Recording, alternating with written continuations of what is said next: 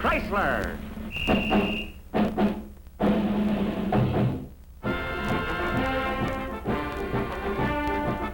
Strike up the band. Sound the trumpets.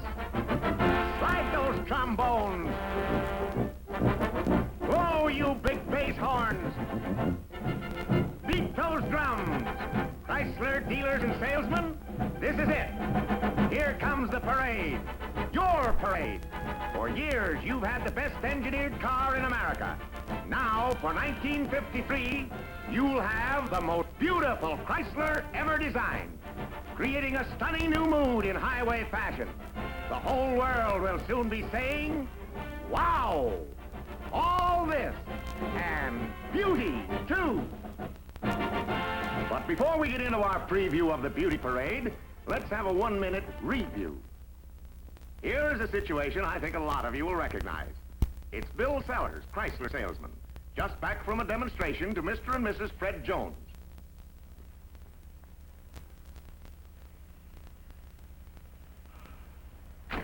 Well, Mr. Jones, how did it handle? Well, that's the best doggone ride I ever had. Didn't you like it, dear? It was very nice. Notice that pickup when you needed it and that soft ride over the rough spot? I sure did. Without cramping it, boy, you've got something. Fred's crazy about this car. I can see that. I like it, but it isn't quite the style I'd like. And see that power steering, it does all the work for you. I'll say. Well, dear, don't you think we might as well take it? Let's talk it over. You can phone him. Oh. All right. I'll call you later. Yeah. Your new Chrysler will be ready for you this afternoon. And I'm sure that you and your family are going to love it. Goodbye, Mr. Willett. Midtown Motors, Bill Sellers. Oh, hello, Mr. Jones. How soon can I bring it over? Oh, I see. But, Mr. Jones... Oh, your wife said.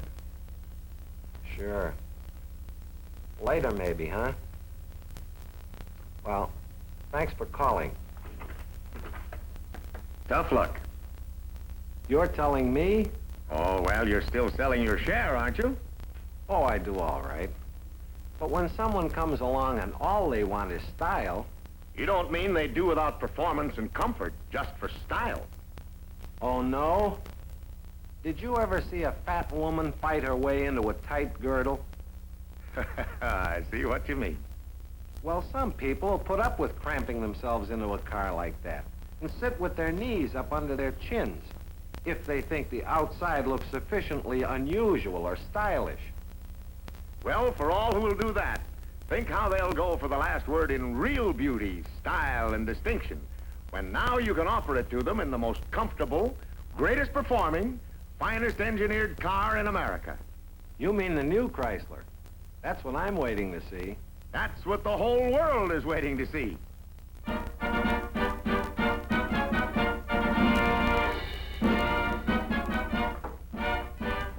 One moment, please. Permit me to introduce myself. I'm Dick Lane. I'm the guy who's just been talking with that salesman. And now I want to talk to all you dealers and salesmen.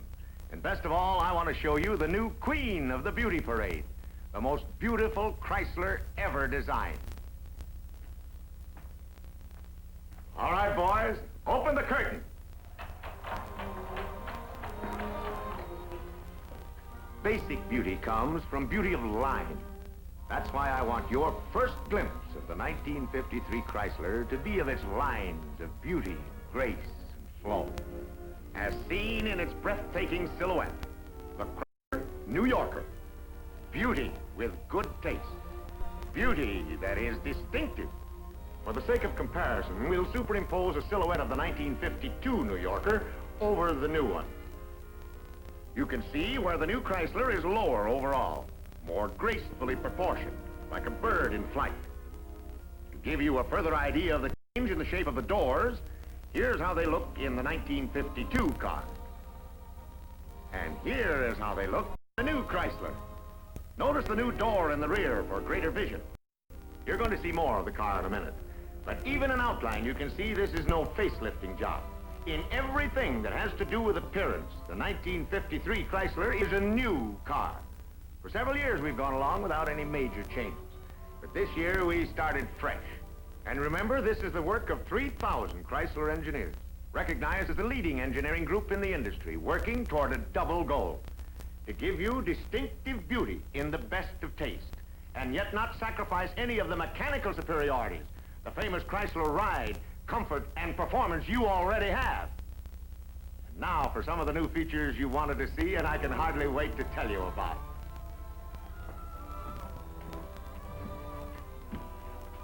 It's an 1.5 inch lower car, without sacrificing headroom or knee-height seats.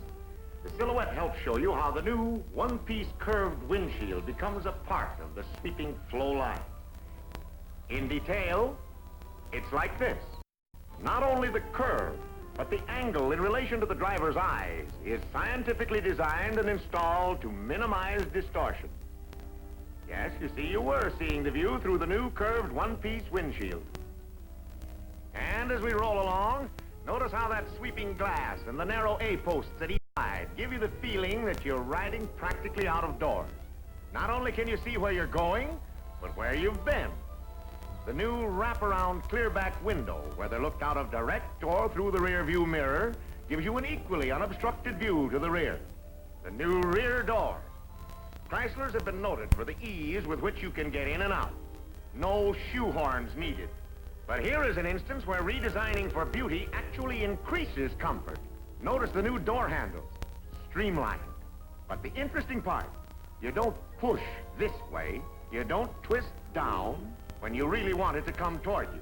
You simply take hold of it, pull back your natural motion, and the door opens.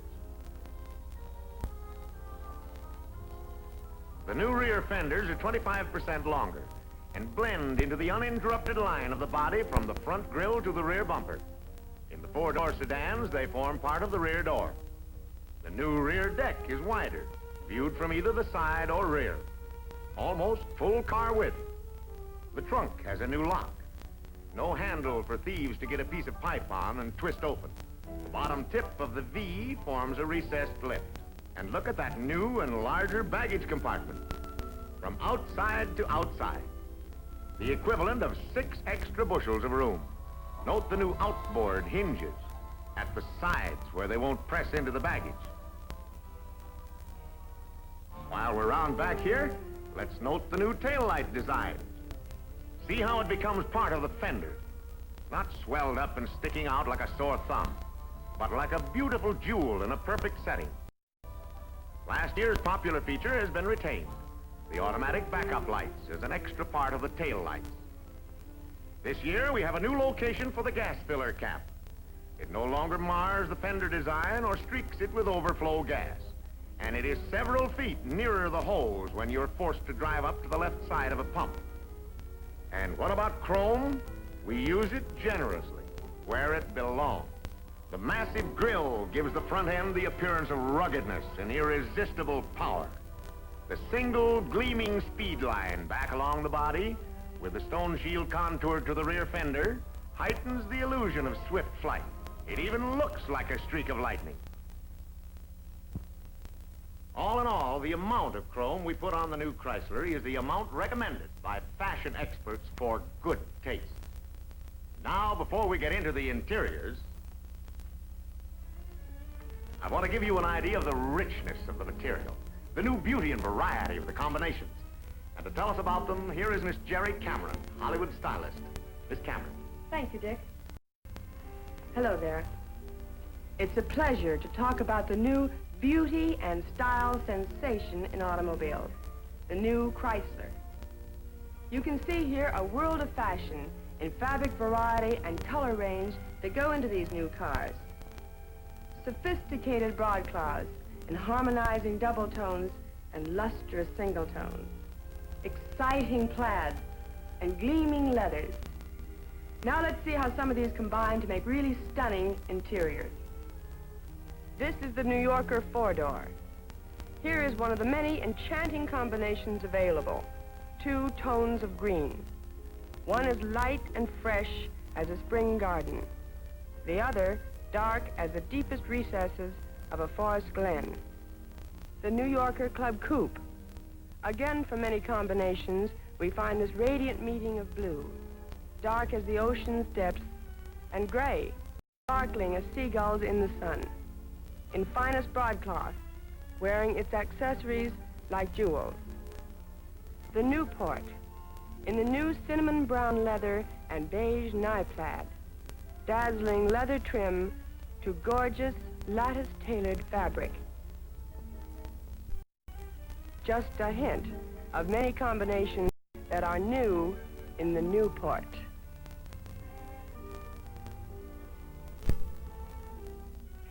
The new dash panel safety cushion and glare-proof top cover are carried out in the same pattern, rounding out the new fashion appeal that will surely become the new selling appeal. Eh, Richard? Yes, indeed. And I want to interrupt here long enough to remind you that all these features are new features. Largely beauty and style features, in addition to all the great mechanical and comfort features you already have in the features that are still superior to anything competition has or is bringing out. You've got new beauty. Yes, breathtaking beauty, distinctive beauty, and style, and good taste. And you still have that Chrysler engineering the other fellas just can't touch. To name only four, no one else has the Chrysler firepower engine. It is still the greatest automobile engine in America. It develops the greatest power over the longest lifespan with the greatest economy. The secret lies in the hemispherical combustion chamber, the type used in aircraft and racing cars that Chrysler engineers perfected along with the lateral valve action. It is not unusual for some of the highly touted competitive engines to lose as much as 20 to 30 horsepower after only the first 6,000 or 7,000 miles due to carbon formation. Because the firepower engine is self-cleaning, it delivers all the power it is supposed to deliver at any and all speeds. 35 miles an hour, 65 miles an hour, or if the needle's on the peg. And it does it even on non-premium fuel. What an engine. Second, you have the Oriflow shock absorbers with the sea leg mounting that soak up gobs of jolts and jars. Competitive shocks, even in the most expensive cars, in order to permit free play of the springs on the boulevards, fail to compensate for the places where the ripples become real bumps. As the bumps increase, the wheels even leave the road. In a Chrysler, you have free spring action on the boulevards, but as the going gets rougher, the restraining action gets tougher. It's the Oriflow shocks that are taxed. The driver is relaxed. The other way, it's not only uncomfortable, but physiologists tell us that the human body can only comfortably absorb a certain number of oscillations per minute.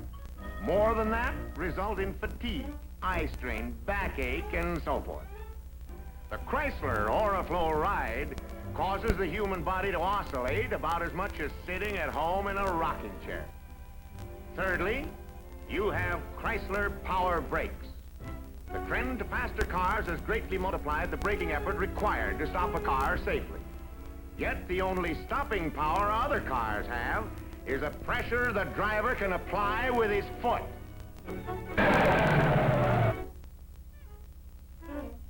Whereas with Chrysler Power Brakes, you have power assistance that not only assures maximum braking power with a minimum of foot pressure, but has a generous reserve of stoppability when the situation demands it.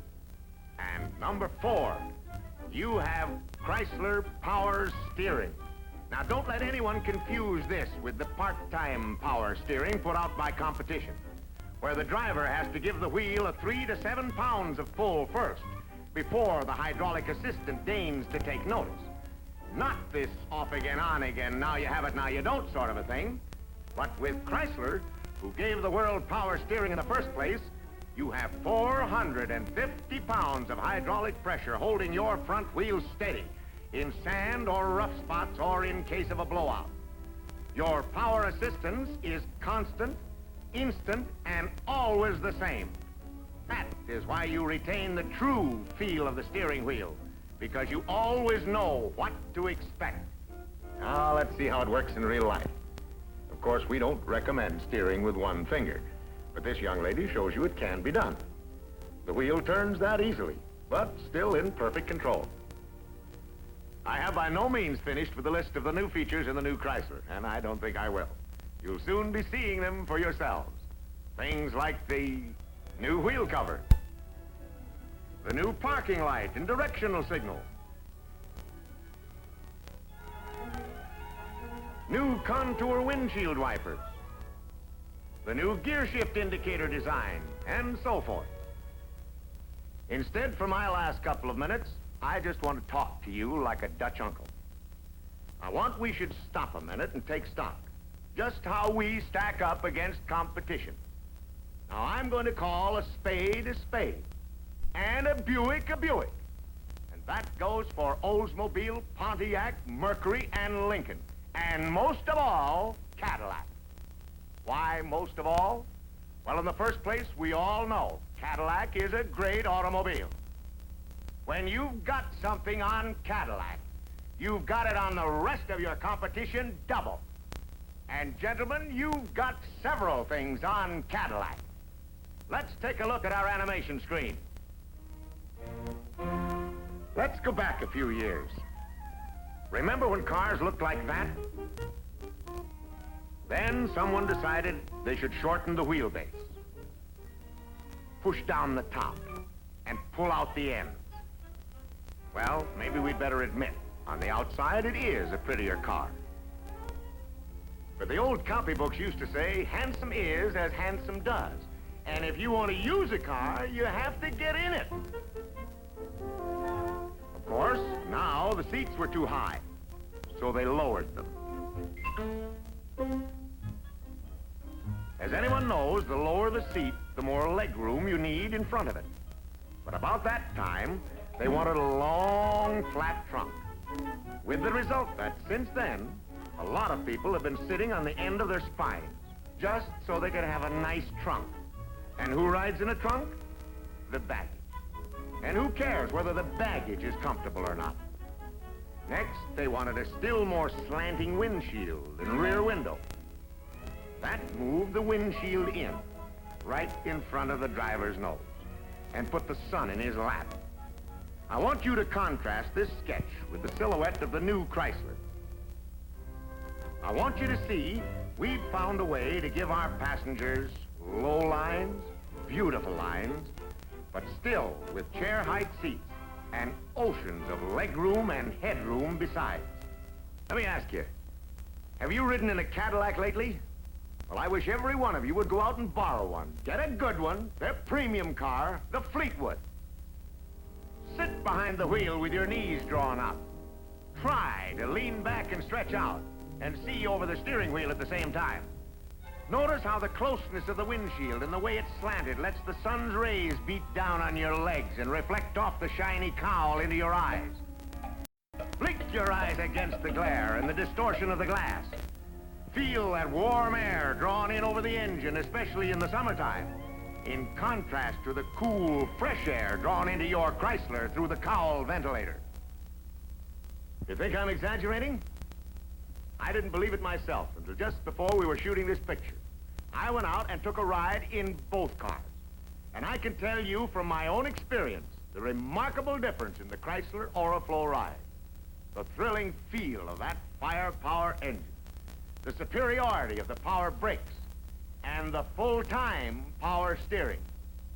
And get this, the Chrysler I've been talking about, the one that has all these things over competition, is the 1953 New Yorker. I haven't even mentioned the new Imperial. When you really want to out-Cadillac Cadillac, gentlemen, this is it. The new Imperial by Chrysler. Isn't that the most beautiful car you ever laid your eyes on? There is the finest car that money can buy. The kind of car you expect to encounter in Westchester, in Lake Forest, in Beverly Hills. You'll never mistake it for any other car. From the massive front grille and longer hood, adorned by new radiator ornaments, the diving Chrysler Eagle and plumed V, to the rear deck, designed in the same smart style and distinction. Guarded by its heavy-duty double-bar bumper. And will you look at that new, still more commodious trunk? carpeted throughout. The whole underbody undercoated, inside as well as outside, for complete insulation against sound, dirt, and corrosion. Open the door to a new world of elegance and luxury. And again, I'm going to call on our fashion stylist to present it to you, Jerry Cameron. Here, indeed, is the last word in highway fashion. An interior that reflects discriminating taste, subtle flattery to anyone invited to enter it. Here is luxury, deep, yielding cushions at divan height, with every comfort appointment, plus seclusion, when desired, in a town limousine, by means of the movable glass partition between the passenger and chauffeur's compartment. Overall, it has the continental look. It is the last word in beauty in motion, the crowning achievement in America's first family of fine cars. Thank you again, Jerry Cameron. Men, honestly, I envy you. The first time you ride down the street in any of the 1953 Chryslers, just watch what happens. See them look. Watch those double takes. How they stare in admiration. They're seeing what Jerry Cameron calls beauty in motion. Well, let's us see some of these new members of the Chrysler family in motion, too. From the 53 New Yorkers, the Club Coupe.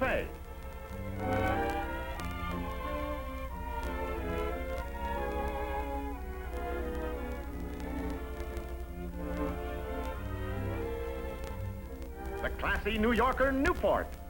This one is in the striking new cinnamon shade.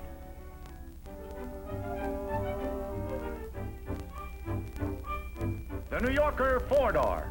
In all models, a wide range of colors to choose from.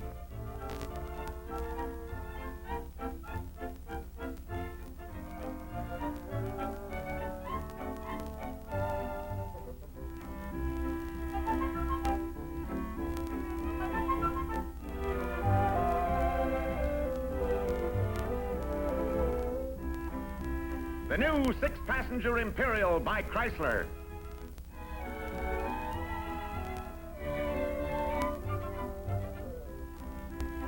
The incomparable Imperial Limousine. Perfection with practicability for the sophisticate.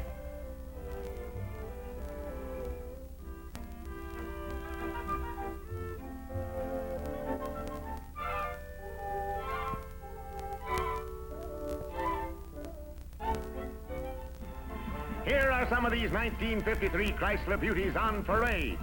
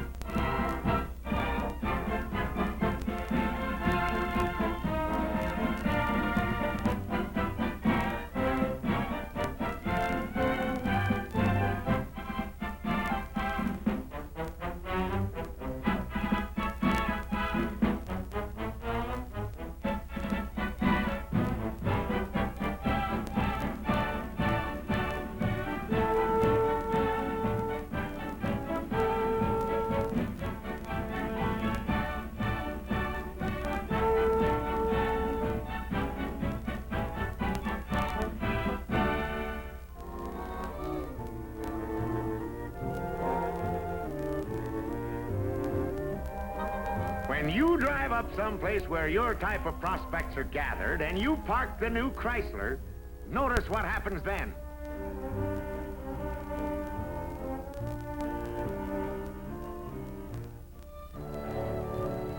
See them swarm around it.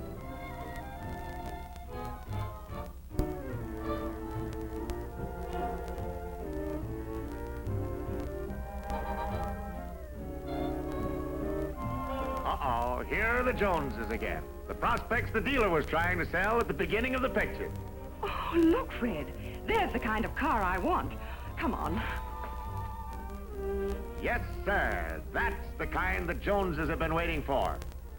The kind you dealers have been waiting for. You know what I've been thinking? how proud Walter P. Chrysler would be of this 1953 line of cars that bear the name of Chrysler. This is what you've been asking for. Never has your line of cars been better. Never has your opportunity been greater. Let's go get 'em. In the next few months, there are going to be some changes made in your neck of the woods. There are going to be some cars disappear from the scene, and some new cars take their places.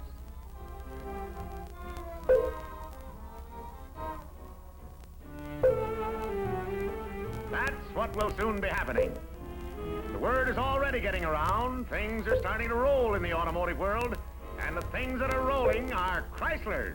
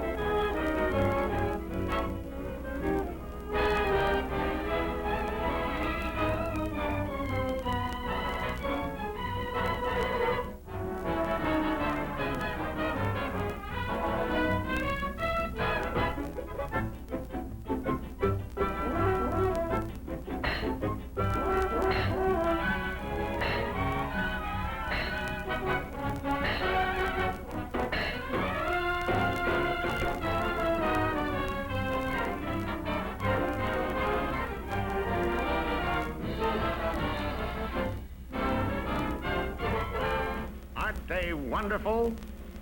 Yes, we've seen the radiant, the beautiful new Chrysler in the movies.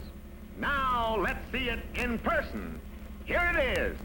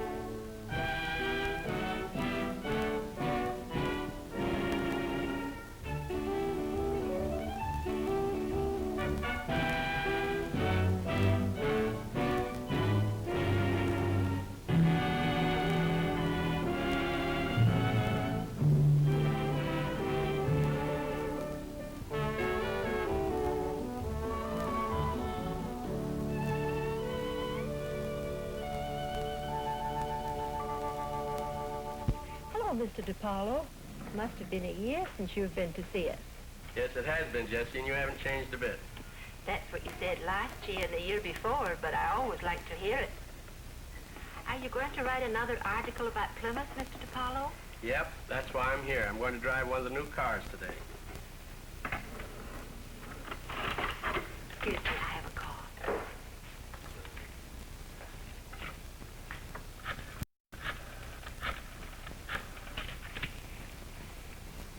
Mr. Peter DiPaolo to see Mr. Hadley. Oh, all right, I'll tell him. Thank you. Mr. Hadley has been detained, Mr. DePaulo, but one of his assistants will see you, Mr. Barkley. That's okay. I'll go on up. Thank you. Mr. Hadley's secretary tells me that his plane was grounded in Toledo, so his arrival is indefinite. But the new car will be ready shortly, Mr. DePaulo. That's okay. I'll just walk around.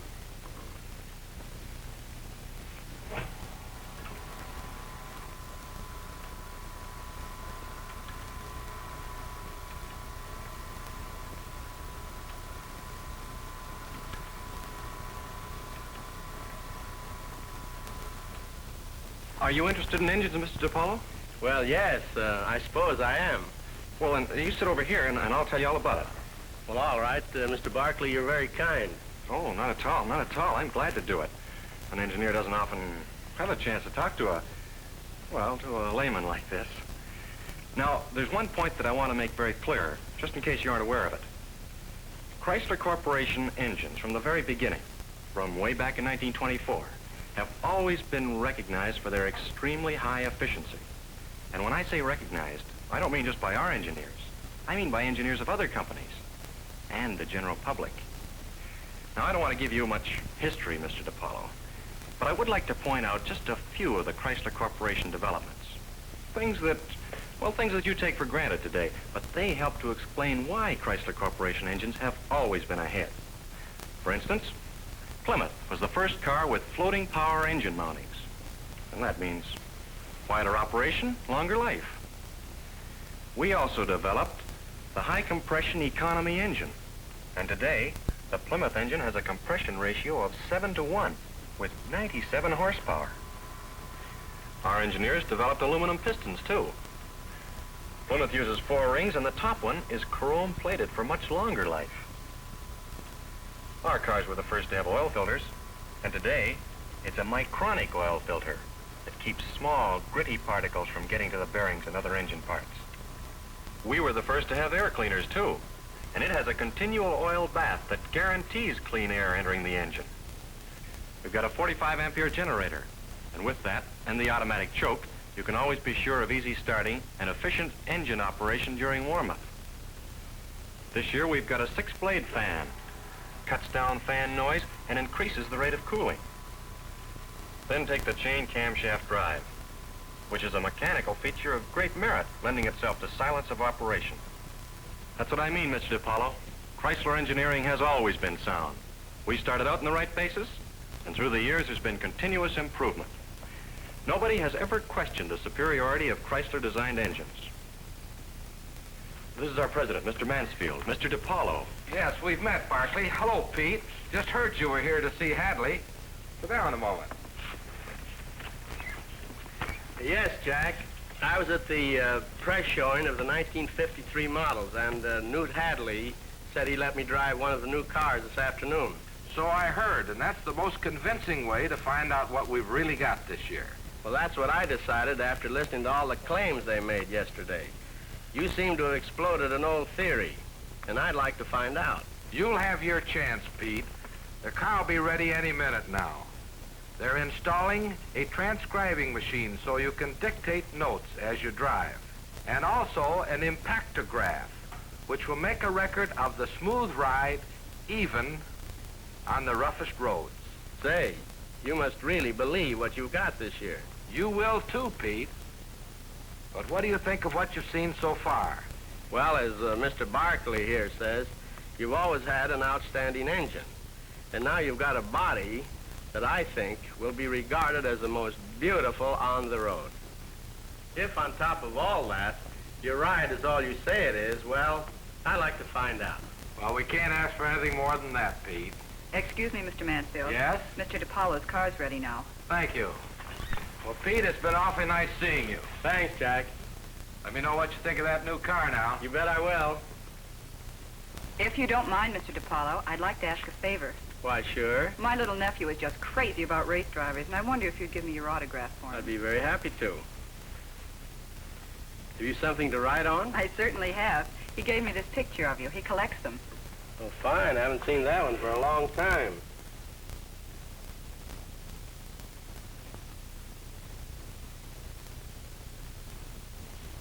Thank you very much, Mr. DePaulo. It's all right. I'm terribly sorry, Mr. DiPaolo. I had no idea. Oh, but you do know, Mr. Barkley, and you've done a darn good job. Thanks for all the time you spent.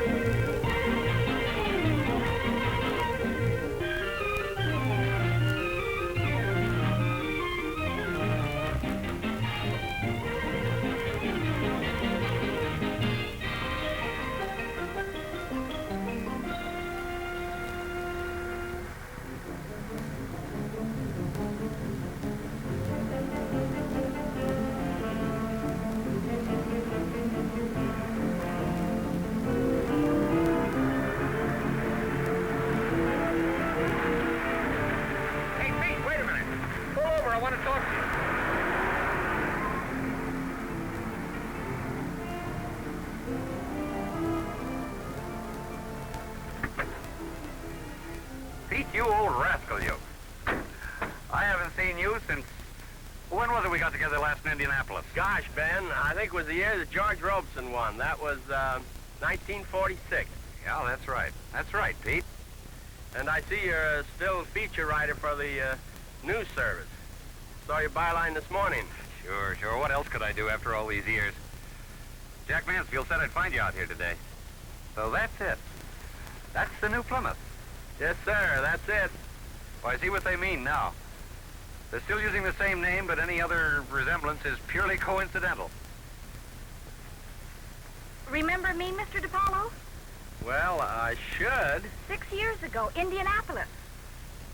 Gosh, I just can't seem to... I told you I'd never forget you, and you said the same to me. I still have the autographed picture you gave me. You were the first big-time race driver I'd ever met, and you told me to call you Pete. Dad wouldn't let me call you that then, but I think I'm old enough to call you Pete now. I get it. You're Ben's little daughter. At least you were 6 years ago. You've changed, and I approve of it. Just for that, you may call me Phyllis. Hey, Eddie. Yeah, Ben? Get your camera. Let's make those shots of this new job. Okay.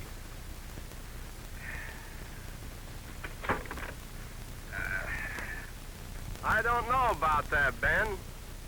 Oh, that's all right, Pete. That's why Mr. Mansfield sent me out here. We're doing a feature story for release in a couple of weeks when the new car's announced. You know, Pete, this is all they needed. Well, what do you mean? Well, as far as I'm concerned, Chrysler cars have always been tops in the engine department. But this job has really got looks. Now, what else do they need? Well, they claim they have something unusual in the ride, too. Which reminds me, that's why I brought the car out here. Oh, that's all right, Pete. This won't take long. Hurry up, Eddie, hurry up. Dad, you should see the interior of this car. It's beautiful. I love this upholstery. It's such a beautiful color.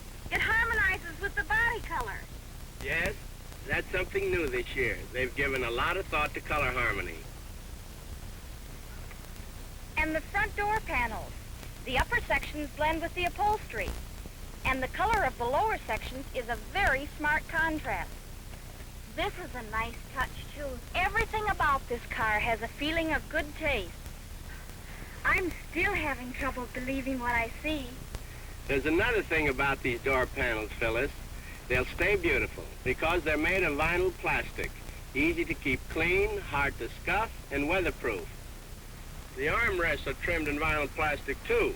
And you'll notice how they match the lower door trim panel. Oh, and something else. The rear seat cushion is divided into 3 sections, just like in the most expensive cars. Well, the front seat cushion has 3 pillows, too. They just haven't overlooked anything, have they? Does she always carry on this way about a new car, Ben? The kid thinks she knows a lot about automobiles, all right. She usually wants to redesign every one she looks at. I'm not listening. But tell me, Pete, is it possible that this rear seat's a lot wider than in Dad's car? Or have I just lost weight? It's wider, all right. More than 2 inches. Really? Sure, and wider front seats with almost 3 inches more legroom. A car doesn't look that much bigger. It isn't, Ben. They just cut out a lot of waste space, that's all. I'll be darned. Look, Dad, this is kind of nice, too. The glove compartment's in the middle, where anybody in the front seat can get at it. That's all right. You know what? You can see just as well from this rear seat as you can from the front. You don't have that feeling of being all closed in. They're calling that control tower visibility. The new design provides more than 15% additional glass area. But I'm afraid you overlooked another important change, Phyllis. Well, don't let Dad know. He'll never forget. We'll keep it quiet then. Let's take the rear seats out of both cars, and I'll show you something.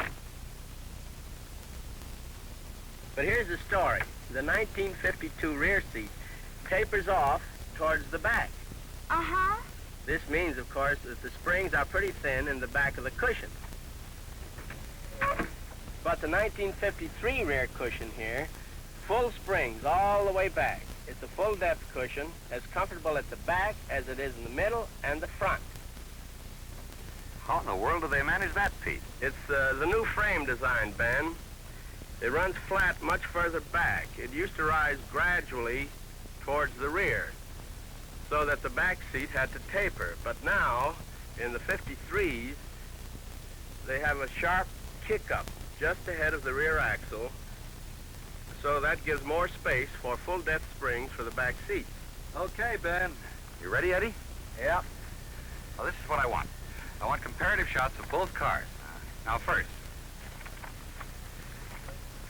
take a shot of the 1952 grill. Then take another shot at the same angle of the 1953 grill. So on, all around both cars. That'll really show how much the appearance of this car has been improved.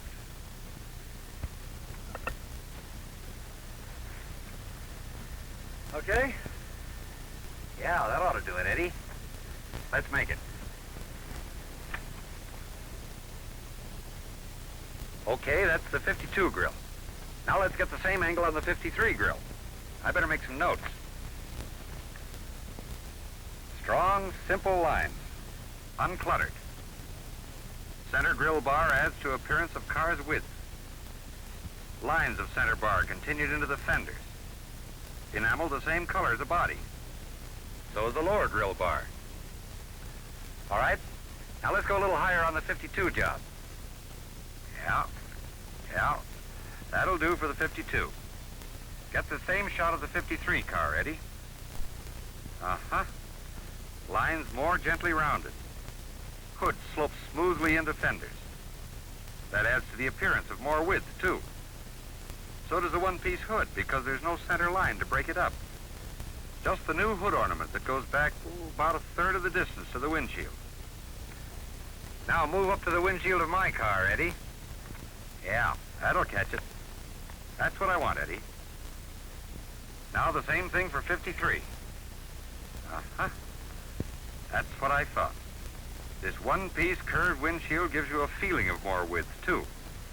This isn't just an ordinary curved windshield, Ben. It has a more uniform curvature, which practically eliminates all distortion. And you can get it in the Solex glass, too, to cut down on the heat and the glare. And here's something else. Plymouth was the first to have an electric windshield wiper. As far as I know, it's still the only one. And I'm glad to see they've retained the cowl ventilator. Good. I'll make a note of that. Let's get to work on the sides, Eddie. All right. That's the way she looked in 52. Now for the 53. It's getting clearer now. Here's some reasons why the 53 looks so much longer and lower. The front fender top line runs all the way back. Makes the car look longer. And so does that horizontal accent line. Because it just continues on where the center grill bar lets off. It looks lower because the belt line's been dropped. How much would you say, Pete? The book says 3.5 inches. Oh, thanks. Now let's move on back. Yep, that'll take care of 52. Now for 53. As I said before, the top fender line runs all the way through from front to back. Helps to make the car look longer. And so does that character line that's stamped in the sheet metal. Let's look at trunks now, Eddie. Okay. As you say, Eddie, that's okay. Let's get 53 the same way. Yep, more reason for the lower, wider appearance. The deck lid is much wider. It slopes so gradually into the fenders that you get the impression of even greater width. And with the appearance of a lot more width, you get the feeling of the car being lower, too. And yeah, the gas cap's been moved from the fender to the back. Easy to fuel the car from either side. Better take a look inside the trunk, too, Ben. Yeah. Take a shot of my trunk, Eddie. Okay. All right, now let's see how it compares with the 53 trunk. See what they've done, Ben? The counterbalance hinges are on the extreme outside edges. They don't interfere with the storage space. No chance to scuff your luggage. That gives you more usable space. And then the floor being lower adds even more space. Yeah? Yeah? How much? 30%, the book says. That's an increased cubical content of more than 6 bushels. And the spare tires slanted outward to give the deck lid a low profile. Yeah. Yeah. Now, move in on my car, Eddie, and get the rear window. Uh-huh. That'll give us an idea of the 52 job. So let's get the new one. Yep, just as I thought. That new, wider rear window does help to make the whole car look wider. And lower, too. One-piece curved glass. Wrap around at each end. Now let's get comparative shots of the complete car.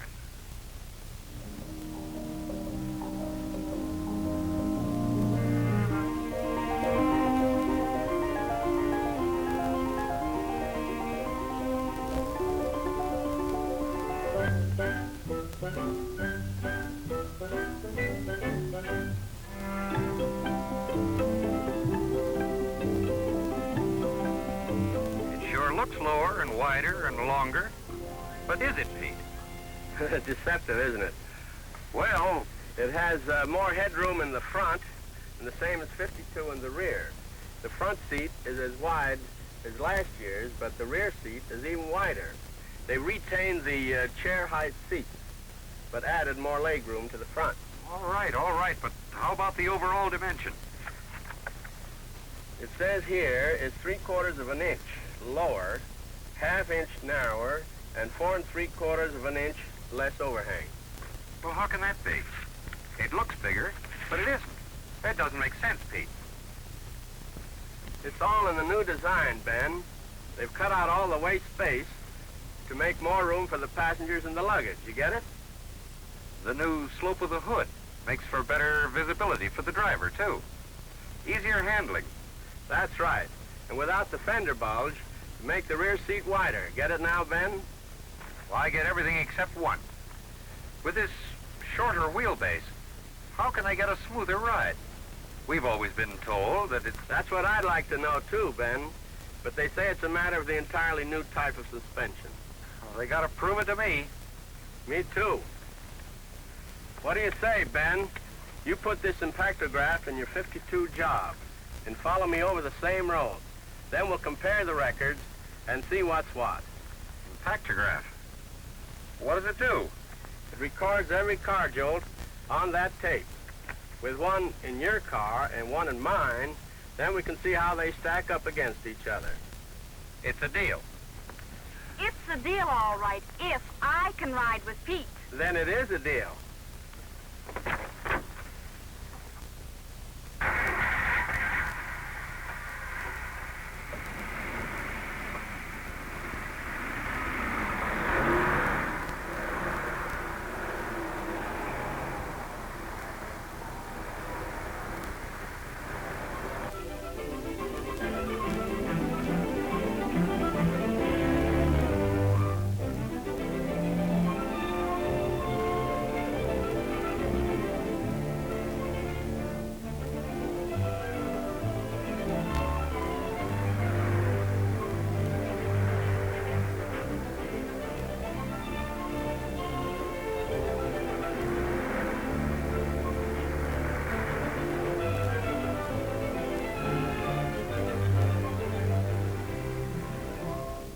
And now that I've got a feel of the car, Phyllis, let's really give it a road test.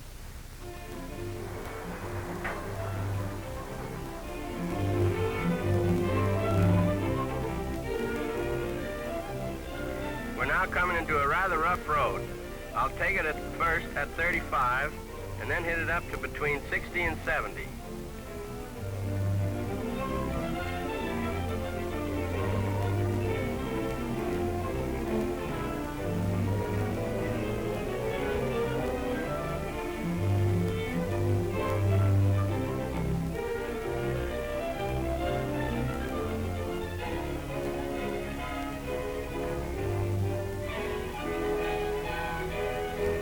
Very comfortable in here. But let's see what the impactograph says. Doesn't say much of anything, just a very small wiggle in the line.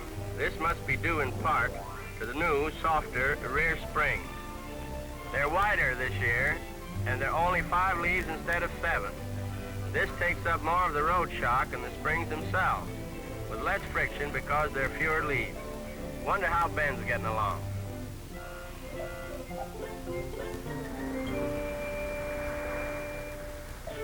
Okay, Ben. This is a test, Eddie. We gotta keep up with Pete.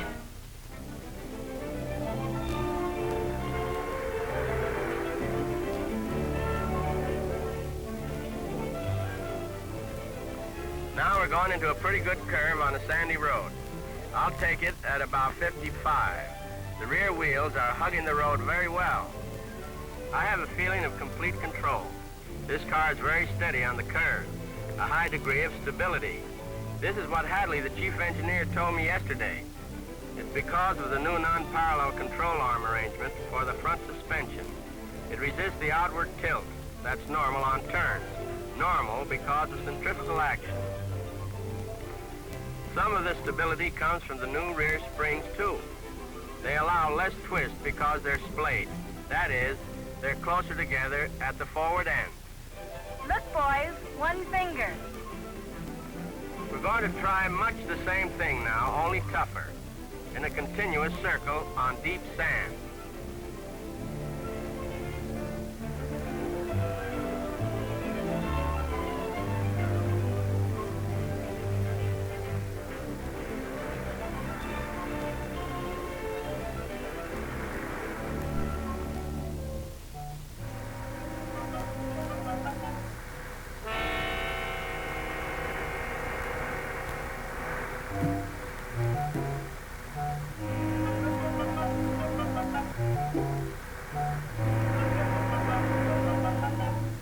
Yep, this 53 job hugs the road a lot better, even in sand.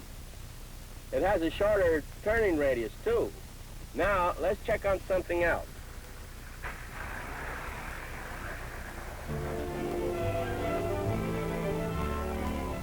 They told us at the press showing that with their new frame and new body design, they've got an entirely different weight distribution. And the ride we've had so far indicates they've got something all right.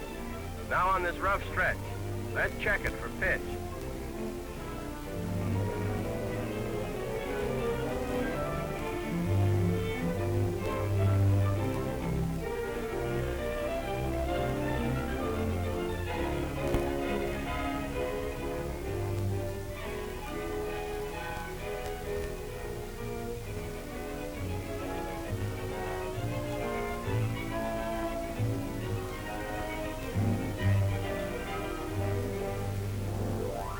If I know what pitch is, no pitch.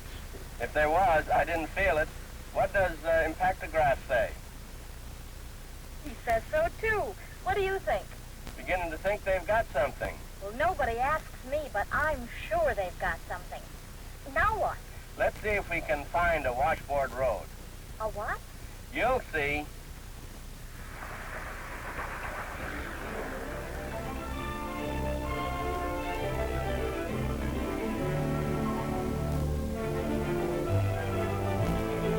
See what I mean?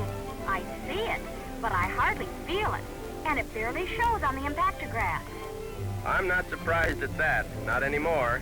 But watch what happens when I step on the gas on this kind of a road.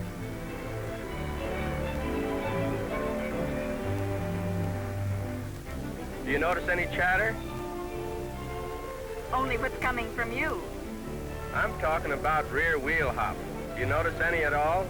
Uh-uh. Neither did the impactograph. Let's see what happens to Ben's car.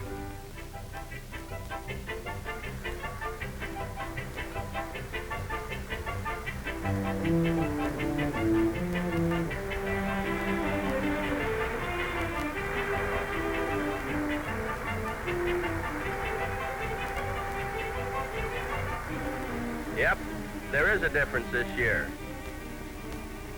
Rear wheel hop when accelerating on washboard roads has been greatly reduced by mounting the axle housing forward on the spring. Distance between forward end of spring and rear axle is shortened. All right, Phyllis, let's try one more thing.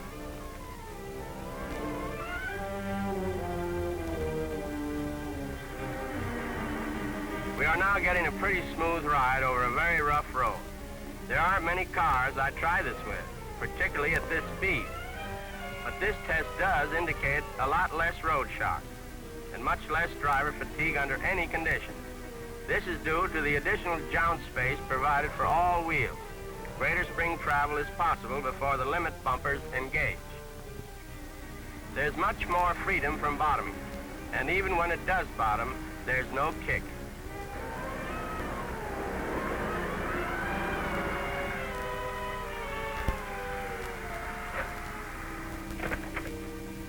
Ha!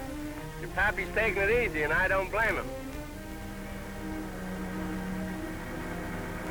And now, if you'll hand me that impactograph, Phyllis, we'll take the tape out and make some comparisons.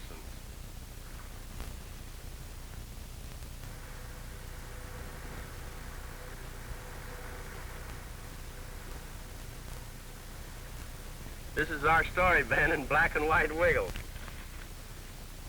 Here's where you hit that first rough road, and here's where I went into it. Here's that sandy curve. We took it steady, but your rear wheels must have done some sliding. Shows up the same way on those turns we made in the sand. And here's what happened when we gunned it on the washboard road. I'm satisfied, Ben. Are you? No. I've got to buy a new Plymouth. I'm not satisfied either. And I won't be until you let me drive this car. Well, I used to ride with Ralph De Palma, so... All right. Let's give her the works.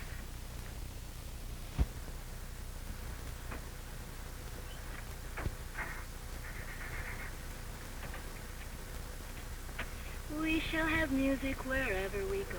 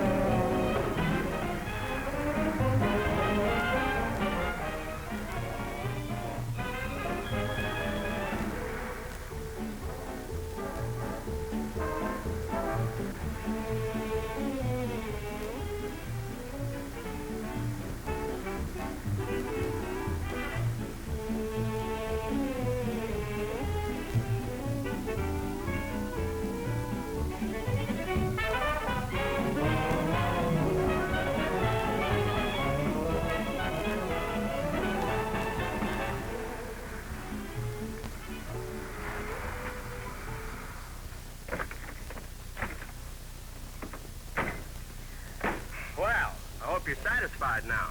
Almost, Pete, but not quite. Maybe I should go through that same trip standing on my head. Nothing like that. You know, you're the first big-time race driver I ever met, and the first I've ever driven with. So you're my big star. Maybe. I hope it stays that way. It will, under one condition. Uh-oh. All I want is for you to pose with me and the new star. So, I have a rival now. Don't you worry. I mean the new 1953 Plymouth. Will you, Pete? What do you think? Quick, Eddie, the camera.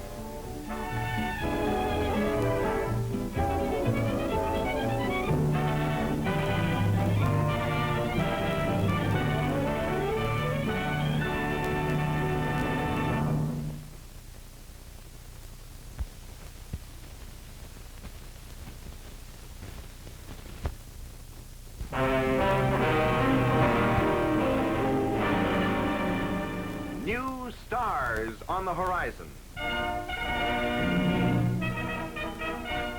America's first truly balanced motor car in the low-price field. 9 exciting body styles.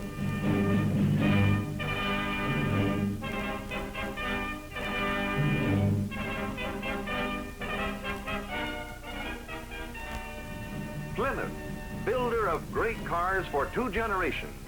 Always the value leader, always years ahead in engineering developments, has done it again. The 1952 Plymouth, which was designed for more driving comfort, convenience, and safety, with truly beautiful functional lines, has this year created a car that looks even longer, lower, lovelier, without sacrificing any of Plymouth's superb comfort and safety qualities.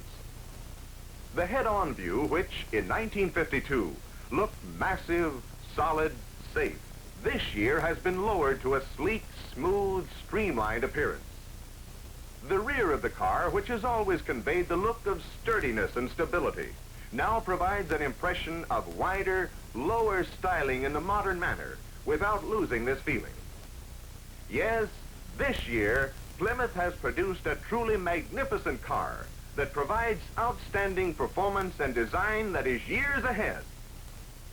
From the very backbone of the car, the frame, Plymouth engineers have carefully designed, tested, and created an entirely new automobile.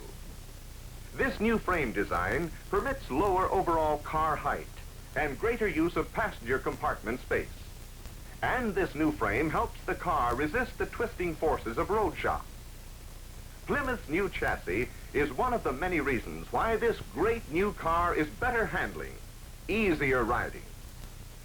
And a more comfortable, softer ride is achieved through the use of splayed springs. The forward end of the springs, mounted closer together, lends additional resistance to strain and twist.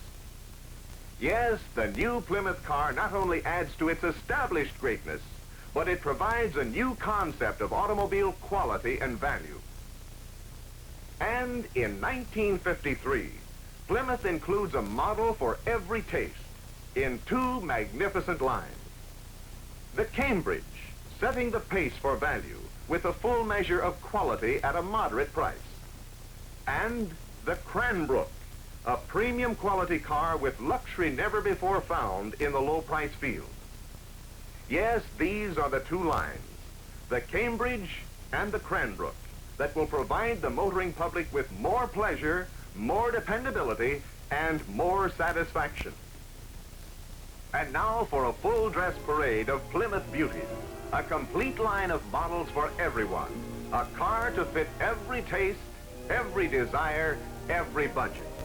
Yes, Plymouth blankets the field with the greatest cars ever built. The Cambridge 4-door sedan. It meets every requirement of a true family car. It is beautiful, long, sleek, and its low lines give it a sophisticated appeal that is unusual in the low-price field. Cambridge Club Sedan, desired by many parents of small children for the added safety of a rear compartment without doors. This model has exactly as much passenger room as a 4-door sedan.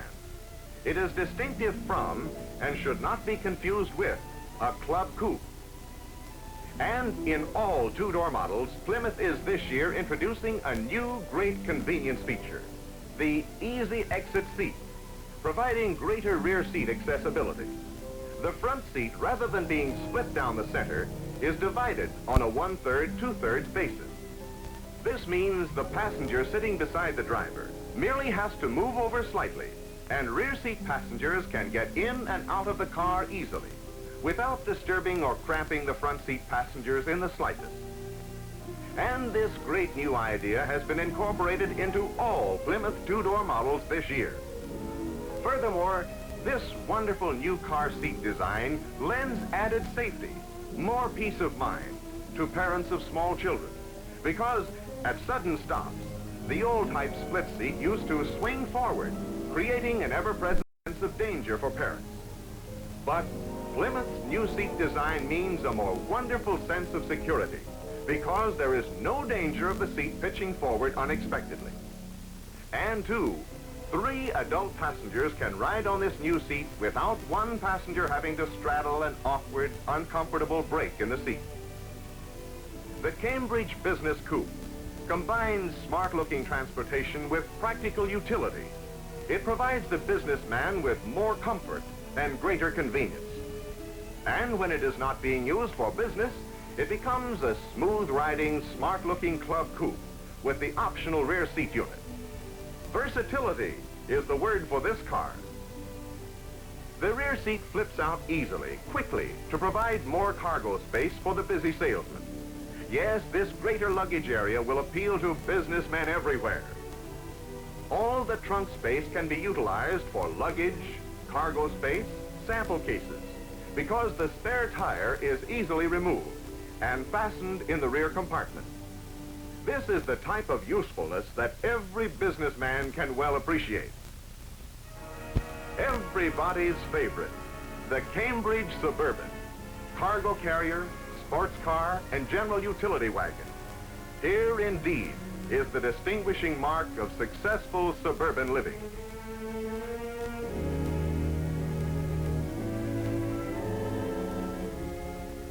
The Cranbrook four-door sedan, graceful, modern living on its most sophisticated level. Truly a car that appeals to the owner's pride, that displays automobile craftsmanship at its very finest.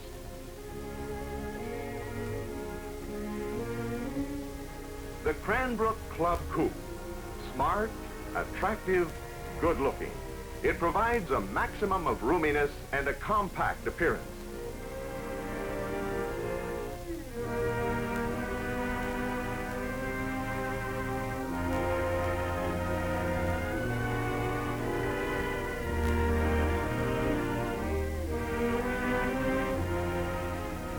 The Cranbrook Savoy, ready for play, ready for work.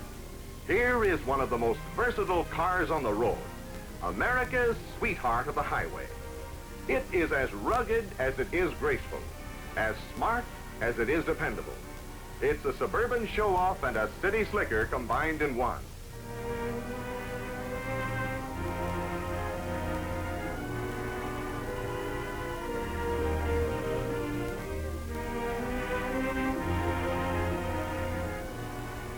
The Cranbrook Belvedere, sleek, streamlined, poised. The car that combines the freedom of a schoolboy who's gone fishing with the conservative sedan solidness of an executive.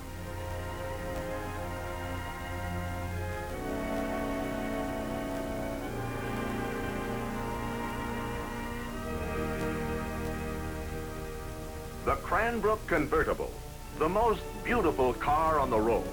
For the fun-loving, sun-loving people who want the wide-open feeling of youthful exhilaration and the assurance of premium performance.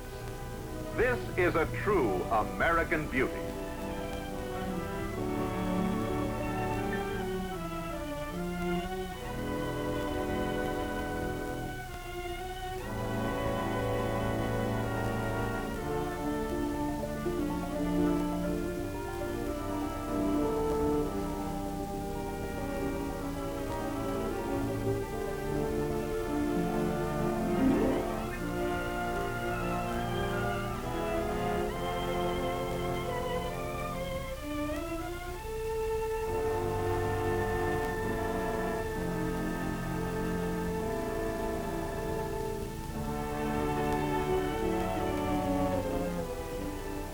Yes, this is the Plymouth Star Parade.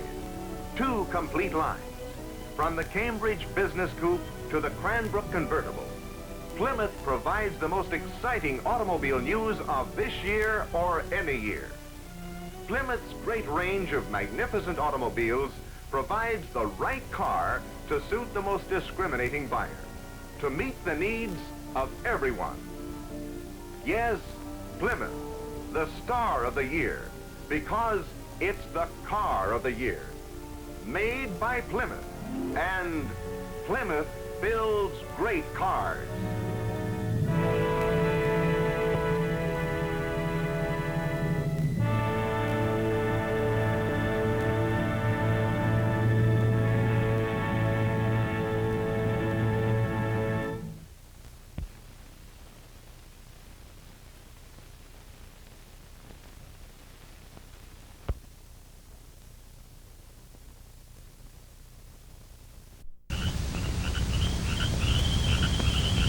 Now listen carefully.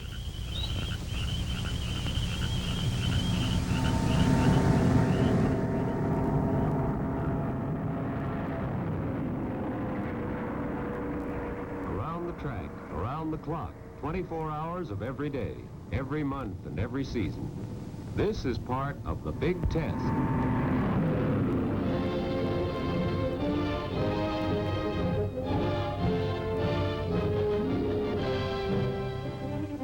We've added some new notes to the old music of this swamp.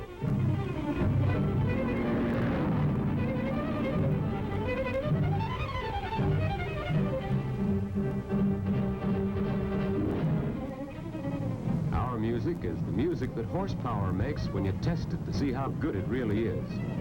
Here we built the fastest test track in America. Here, test drivers can drive fast so that ordinary drivers can drive safe. You find out that fast can mean a lot of different speeds. Sometimes 20 miles per hour is fast. This is 120. We built these high-banked curves so accurately they steer a car without any help from the driver, as fast as 140 miles per hour. It's not a labor-saving device, but if you're a show-off, you can safely fiddle with a sun visor, hands off.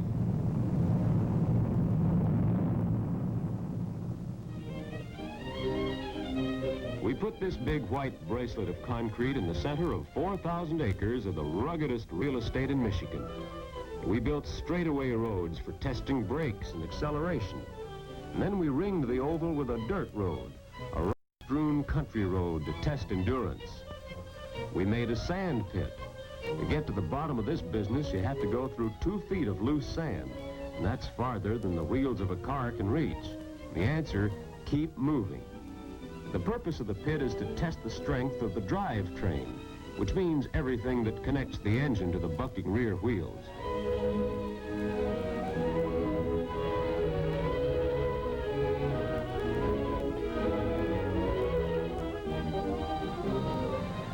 We made concrete turnarounds for testing wheels to find the strains that will break them. So far as we know, a wheel has never broken in ordinary use. We want to be sure that no wheel ever will. Monotonous? Uh-huh.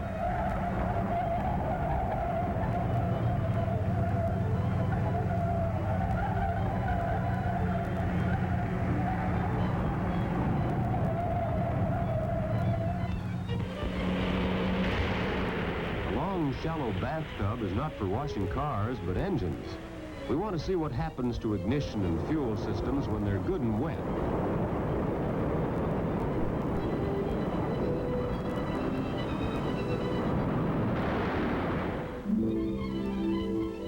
We don't usually have visitors here, but sometimes there are interesting exceptions. There was pretty Betty Skelton, who holds a lot of airplane and automobile records. In an open fire arrow, Betty tried out our track. She was paced for a few laps by the same car that paced this year's Indianapolis 500.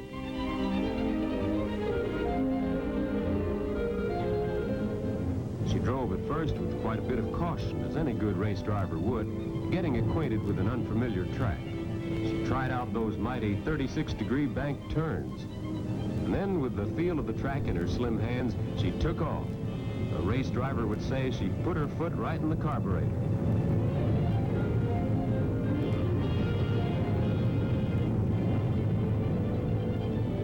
Betty Skelton didn't come here just for the ride, although she did enjoy it. We had decided that what we had in this fabulous place was well worth the dedication ceremony. A big day for the gentlemen of the press, a big inspection. And Betty was a part of that program. When the big day arrived, Clem McCarthy described it this way. Today, the latch string is really out at this tremendous proving grounds to the newsmen whose job it is to write about, think about, and dream about cars as the audience arrives for a thrill-packed, speed-jammed, record-breaking ceremony. A parade on the high-speed oval starts it off, spearheaded by convoys of sleek convertibles loaded with stunning models. More stunning models, more sleek convertibles.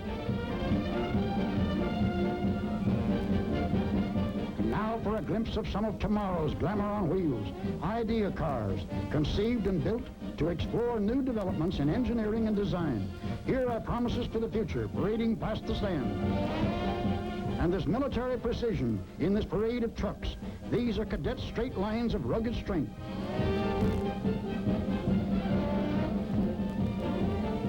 Rain is the unscheduled event in this program, and the wet track is giving an added thrill to the nerve-wracking antics of Joey Chitwood and Irish Horan.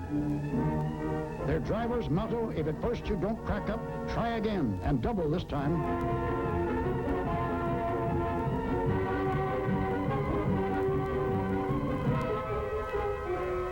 How about this for a drive in the country on a Sunday afternoon?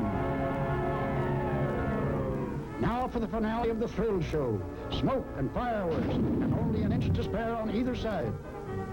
It's Betty Skelton's turn now as she takes the green flag in a closed fire arrow sports car. The first time a woman has ever been officially timed for the AAA. There's real excitement here. Maybe it's Betty herself, maybe the big oval track, or the car Betty's driving, or all the practicing she's been doing. But whatever it is, Betty is wheeling that thing as no woman and men have ever driven an automobile. She's out of the curve and on the straightaway where the checkered flag and maybe new laurels await her. And now at the finish line, there's an expectant hush.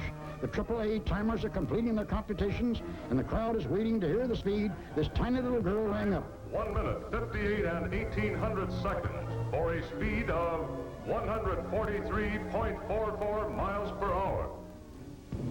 Now the winners in the 54 Indianapolis Classic are ready to show what men can do on the high-speed oval. Jimmy Bryan, second-place winner, soothes his nerves with a good cigar. And the pit crew fires up Jack McGrath's car. Jack finished third in Indianapolis this year, but he holds the all-time speed record there for a qualifying lap of more than 141 miles per hour. Troy Ruttman won at Indianapolis in 52 and finished fourth in 54. Bill Vukovich, who set an all-time record for the whole Indianapolis race this year, track. And now Jimmy Bryan. The four racers form up behind the pace car for a couple of warm-up laps. Each of these great cars is going to make its record attempt singly from a flying start and be timed for the lap that the driver selects.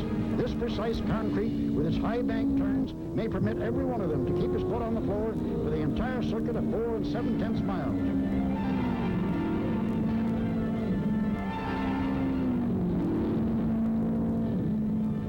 Troy Ruttman makes his run. He's making almost 175, and that can be a new international closed track record.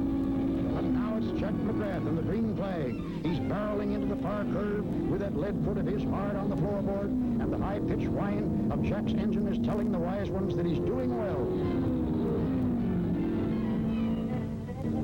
There's the checkered flag, and Jack McGrath has done it. The new world's record, 179 4/10 miles per hour. On this track, how long can that record last? That's how we got dedicated. The gentlemen of the press departed, the race cars went on to other tracks, and we went back to work.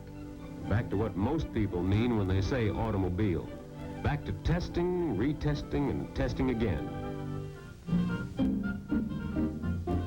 To outsiders, the most exciting part of the big test is the high-speed oval. But to us, it's the part that goes on this stone-covered dirt road. 8.5 miles of hills and curves and bumps and rough going that we call our endurance road.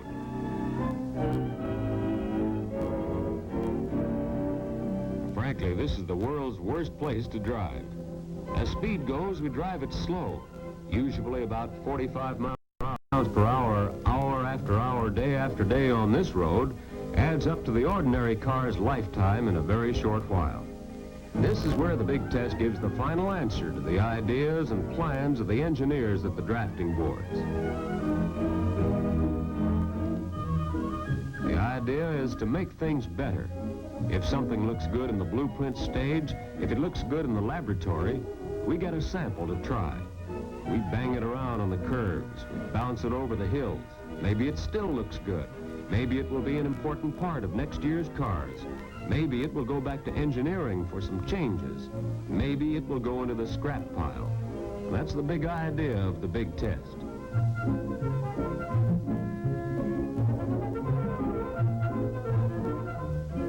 What do you want to try out? A new air cleaner, a cooling system?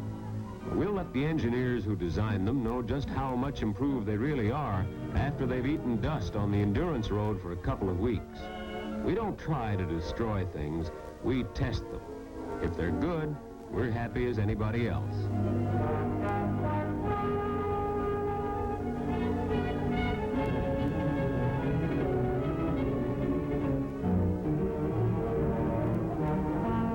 We're always testing new ideas for suspension, springs, shock absorbers, and all the things that separate the bumpy road from the driver. Sometimes we really get tough, and this wouldn't be considered good form on the highway, but for us, it's a good test. Do they stand up? Well, let's try again.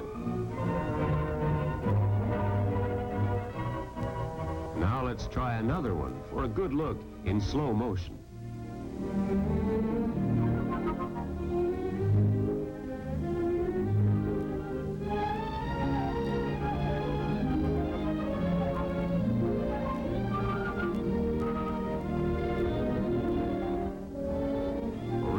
Ruggedness, that's a part of the big test.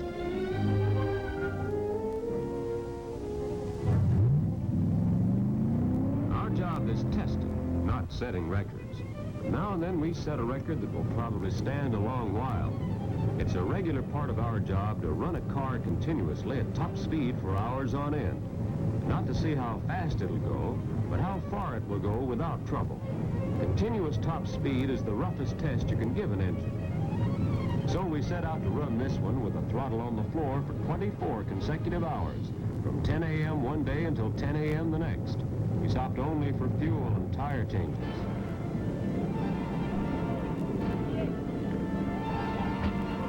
How's it going? Fine.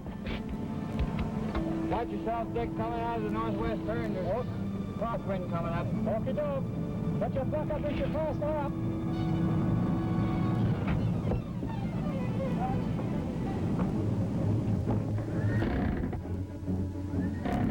We gave our drivers super service at every pit stop. Gas, oil change, water, engine check, tires if they were needed, and wipe your dirty windshield, sir. It took about 50 seconds.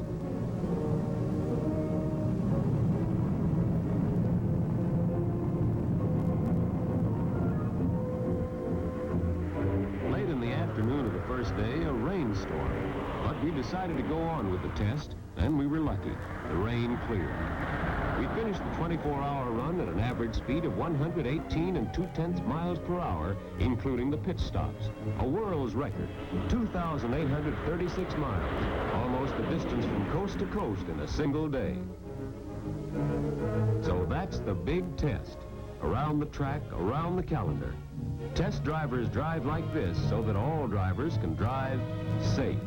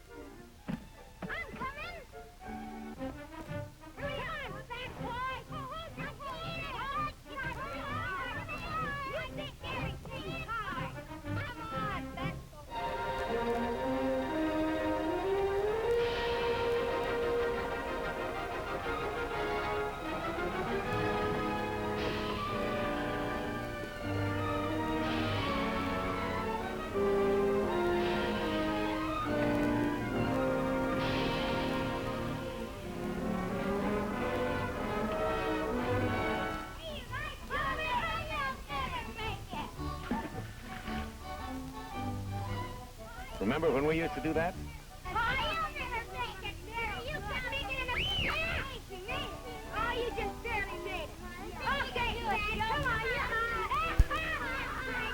Follow the leader. And it's all right, too. Develops initiative, builds up their nerve, helps fit them for life in these competitive times among individuals or among nations, learning to fly through the air with the greatest of ease.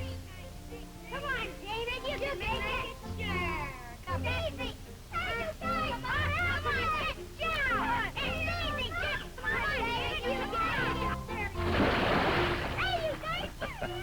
Well, maybe not all with the greatest of ease, but even small fry there may be in training for when you'll be flying in earnest.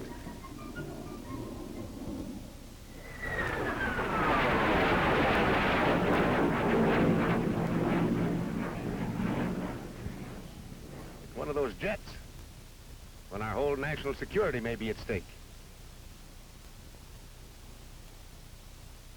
There's another one on the ground over there. This is the airfield at Lockheed Aircraft. Looks like Tony Levere, Lockheed's chief test pilot.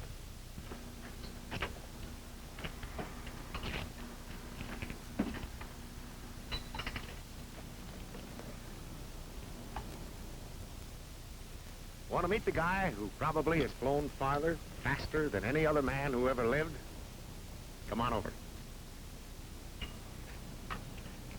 It's a good airplane, Tommy. Check the UHF radio, will you? Okay, Tony. Hello, Dick. Hello, Tony. Meet some friends of mine from Chrysler. Hi. I was telling them about you and the F-94C. Broken any sound barriers lately? It's getting to be a regular milk run. Check the fuel, will you, Scotty? We did it the other day in a movie with Arthur Godfrey for Eastern Airlines. Tell us about it. Well, we went up to about 45,000 feet, up where the blue sky begins to darken. We have cameras and microphones inside and outside, so when we go into our dive, you can tell when we outrun our sound, and when it catches up to us again as we pull out. Listen.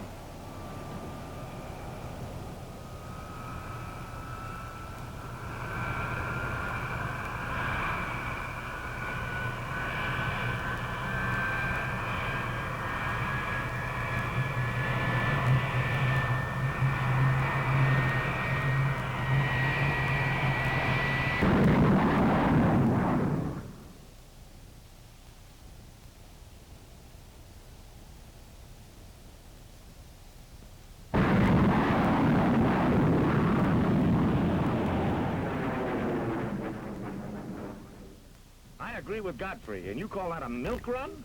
Oh, sure. The plane's designed right. To get the most out of an engine, you keep working to get more air into it and a better distribution of fuel, and getting rid of the burnt exhaust gases. Our engineers just seem to be a step ahead, finding a way to do it. Wait a minute. Did you say Chrysler? I should tell you about engineering. We accept the nomination. And thanks for a thrilling demonstration. We've got some pretty thrilling stuff ourselves this year in the way of a new car announcement, and what you've said fits right in with it. And since that announcement is my first order of business for the day, if you don't mind, I'll be getting on with it. So, thanks again, Tony, and so long. Goodbye, Dick. Good hunting, gentlemen. Well, gentlemen, here we go again. If any of you came in late, I'm Dick Lane, taking up where we left off last year. And have I got news for you this year? Big news. It's so big, well, see for yourself.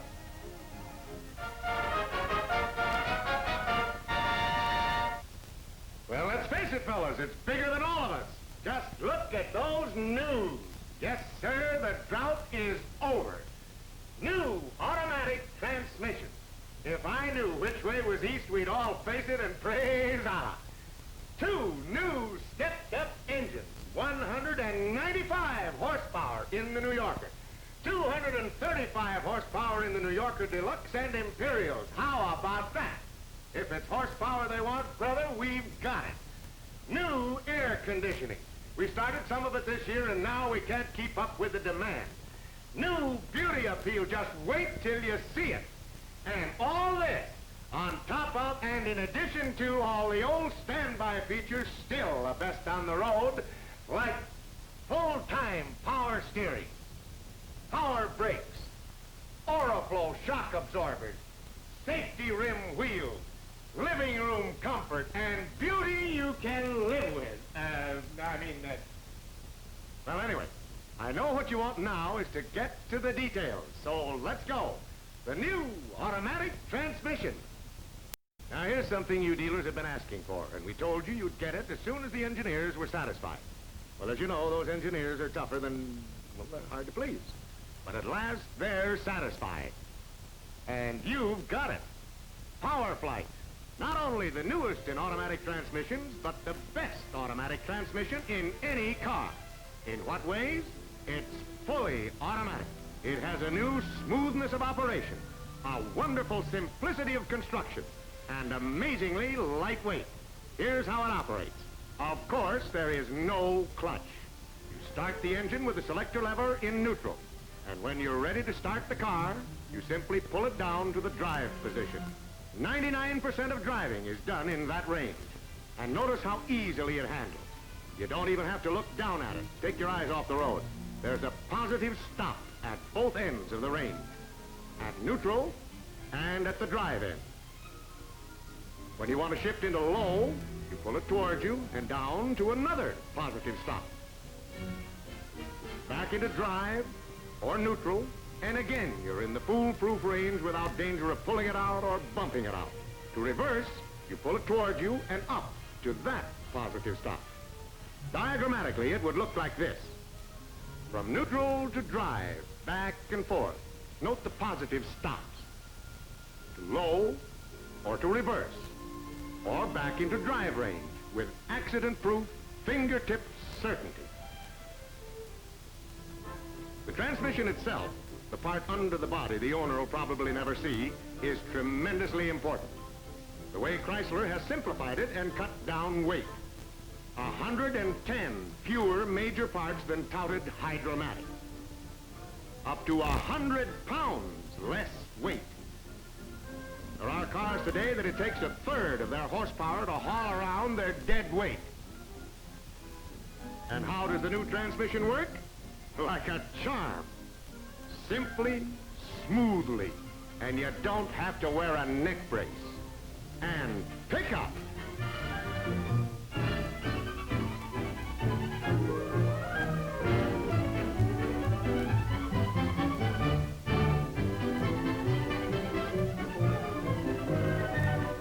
If she wants to really get out of there, all she has to do is step on the accelerator, and she's gone right now, without any shifting into other ranges.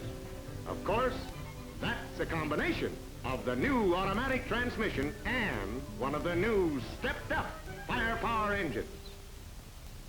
I don't have to remind you what a firepower engine can do, but look what the engineers have done to it.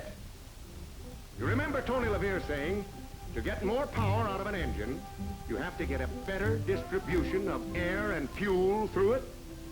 Well, that's what Chrysler engineers have done with the already great firepower engine. Many of the changes are inside, but some of them can be seen. Let me show you. The new, larger air cleaner. The improved concentric design gives it not only bigger capacity than others, it still weighs up to 10 pounds less than other oversized cleaners like Olds and Cadillac. And look, a new 4-barrel carburetor, twice as many as before. That's the same as 2 carburetors in one. And you can see how the intake manifold has been opened up and capacity doubled. Besides, and all the other changes you can't see, under the rear of the car you'll find 2 exhaust pipes to get the burnt gases out of the way faster. This more powerful firepower engine, coupled with the faster accelerating Power Flight automatic transmission, means not only still greater performance, but still greater safety. Let's take an everyday for instance. You're driving a winding mountain road. Ahead of you is a vehicle having problems of its own, making 40 miles an hour. You come up behind it, the road ahead is open. Without moving a lever, you kick down and you shoot out and around. 100 feet, 200, 300, 330 feet, and you're past another object going 40 miles per hour. But let's see how well you're off in any other car. Let's say Cadillac. You come up behind the same clunker at the same spot. You pull out to pass, giving it all you've got. 100, 200, 354 feet it takes you in a Cadillac to pass that same object going 40 miles an hour. Once more, this time in a Mercury. You come up behind the same thing at the same place. You pull out to pass, and again, give it all you've got. 100, 200, 300, 400. Whoops! Look out! Wow. Anyway, it takes 410 feet to get back in lane in place of Chrysler's 330 feet. The rest of competition, some even more than that. That's the difference when you deliver greater horsepower to the road in the safer, more dependable Chrysler. The next headline, well, that's the one they told me not to talk about. No use. We can't keep up with the orders anyway. We never thought people would pay $600 extra for air conditioning, outside of a few maybe in certain parts of the country. But I guess it gets just as hot driving in New York as it does in Georgia. And it can be just as stifling in Utah as it gets in Texas. And our unit is really terrific. It weighs less than other air conditioners, and more important, it does a better job. It doesn't just keep circulating the same old cigarette smoke and stale air. It brings in fresh air and cools it. It's like riding right outdoors in a cool lake breeze in northern Michigan. Yes, sir, it's the last word in motoring comfort. And why shouldn't it be the best?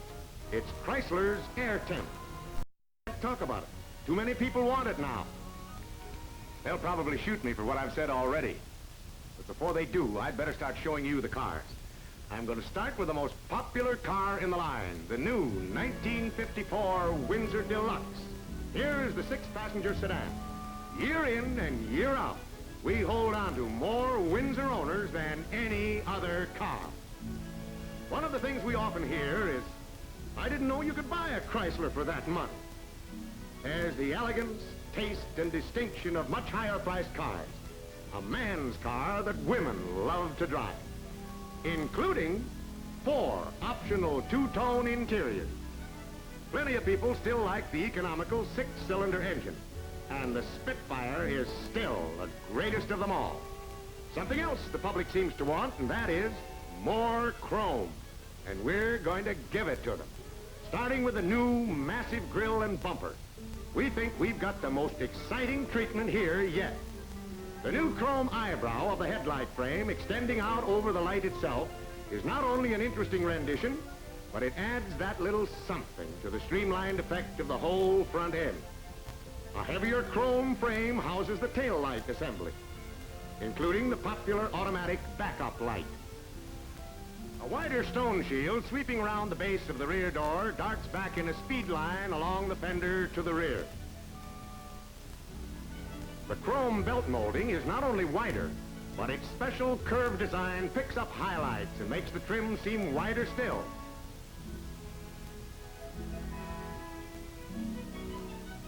Open the front door and step into the same living room comfort as universally identified with Chrysler cars as Chrysler Safety and Chrysler Engineering.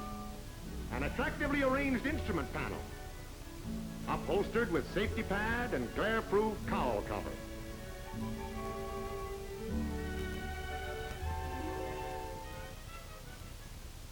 I could go on with this, but I'm sure you'd rather hear and much rather see Miss Madeline Mitchell, beauty expert and stylist, formerly of Marshall Fields, now of Hollywood. Where in the movie studios have to keep a little ahead of what people consider real beauty.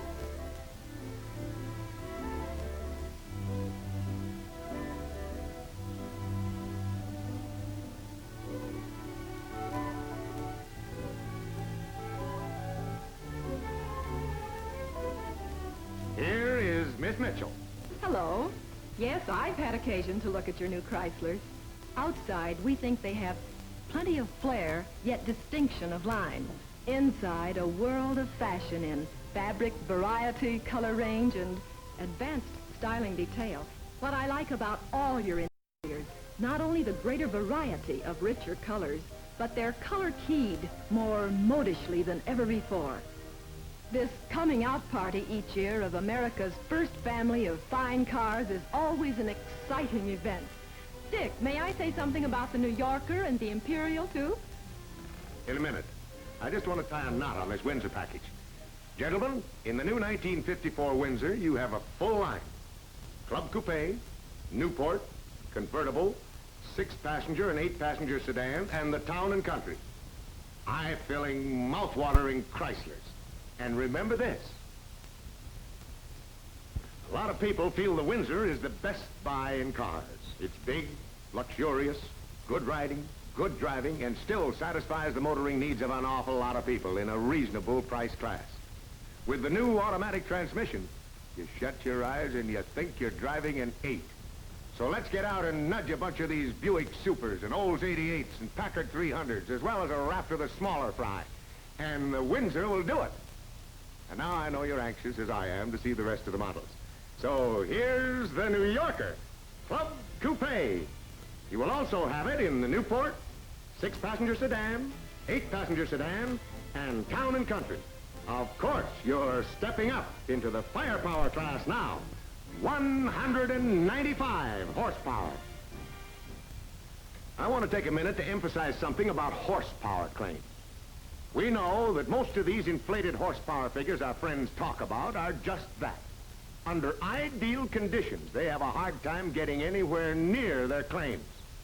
But when we say 195, we develop a full 195.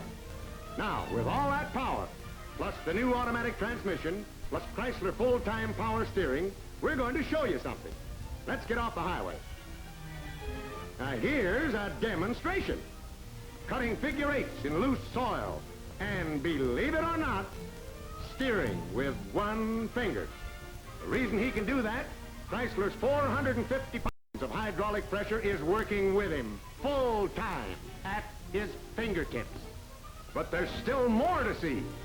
The New Yorker Deluxe with 235 horsepower. And here comes the convertible. Isn't that sassy? All right, Madeline, you can come in now before you explode. Well, I just want to say, here again is where Chrysler design and style shine out like a good deed in an automotive world. Every woman will secretly envy the girl behind the wheel, and may even pay tribute of a wistful thought to the man who put her there. Yeah. Well, can you blame us? A car like that? Or that one over there? That's the New Yorker Deluxe 6-passenger sedan. On both these models, note the still more generous use of chrome. A massive, more distinctive grille.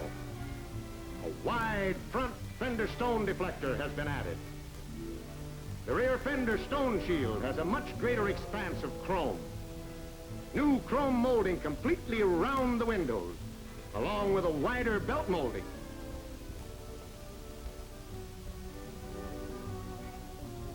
There's the new jewel-like gold crest, front and rear.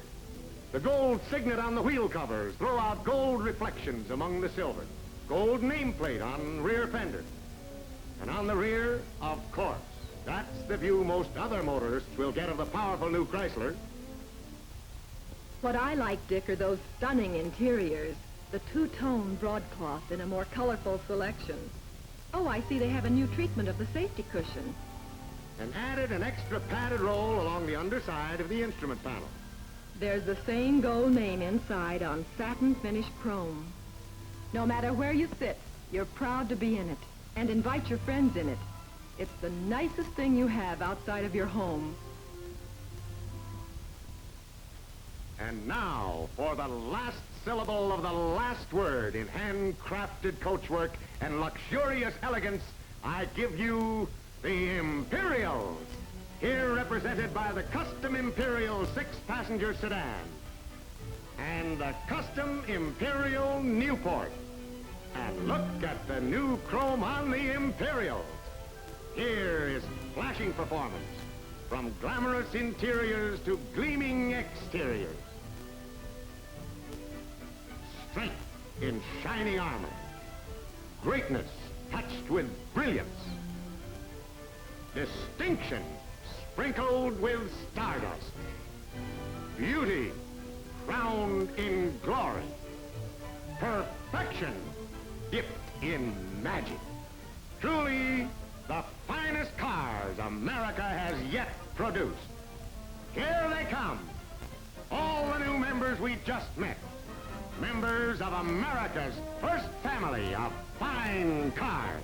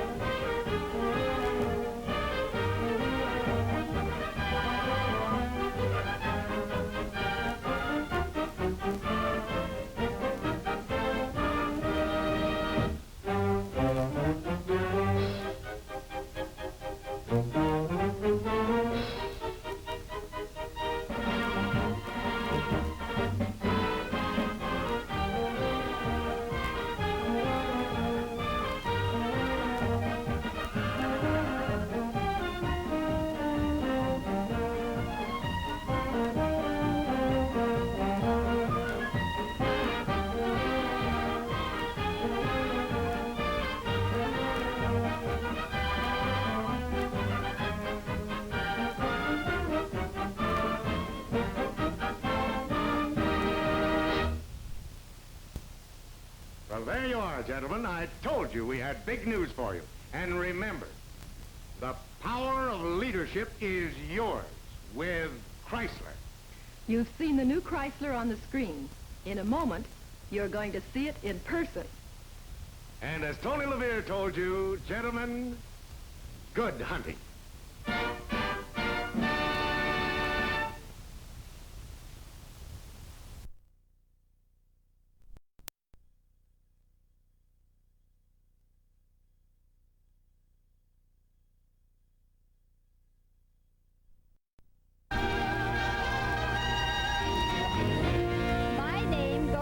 In history, my background is well known, for I am called Miss Plymouth, the car you're proud to own. And like the famous Mayflower, I ride with safety flow. And I speak for myself, John, Plymouth really got go.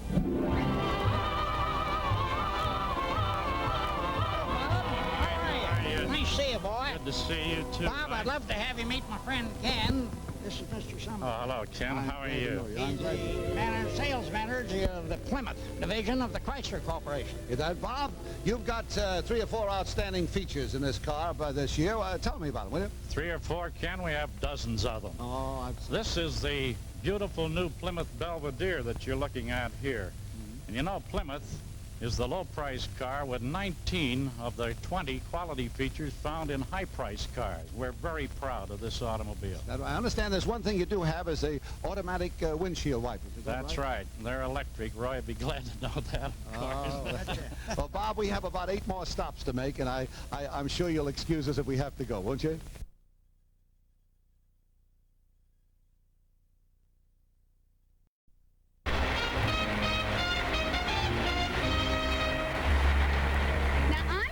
With lots of class, Miss Dodge of 52. The emblem here upon my head is known to all of you. Your life with me will be just one of smooth tranquility. The motto of my family is dependability. Well, how do you do? Yes, sir. How are you? Nice to see you. I'd love to have you meet my friend Ken. Hello, Ken. How are you? Glad to see. I know. General sales manager, the Dodge. Yes, indeed. Mr. Doc, tell me, how do you like the new Dodge, or am I kidding? Well, of course you're kidding, Ken. You know what I'd have to say about the new Dodge. I'd much rather tell you what the people say who have seen and driven this new Dodge. They say it's wonderful.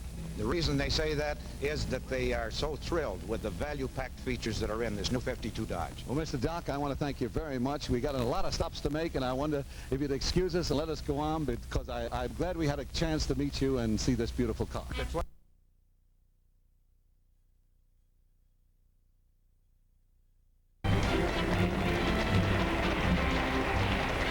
Now, I'm the new DeSoto. I'm called the Fire Dome 8.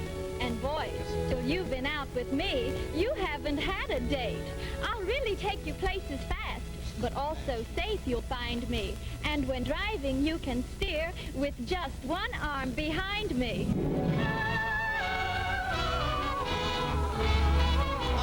This is Jim from DeSoto, isn't it? Jim Wagstaff. I'm glad to see you. Hey, what is this Fire Dome 8? Is that a singing group from the Firehouse, number 32 or something? No, hardly that, Ken. That's our baby. This is a 160 horsepower Fire Dome V8. Tell me something. I want to ask you something about this. How much horsepower is on there? 160 horsepower. 160. Well, that's a beautiful car, and I've got the cameras right now taking a picture of it. I'm sure the folks are going to really be impressed by it. And I want to thank you so much for letting us come by, Mr. Wagstaff.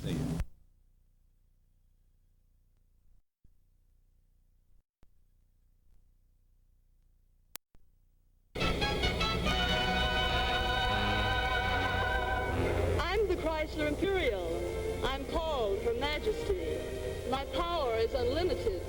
I rule the roads, you see. My mind is changed so easily. I answer your commands.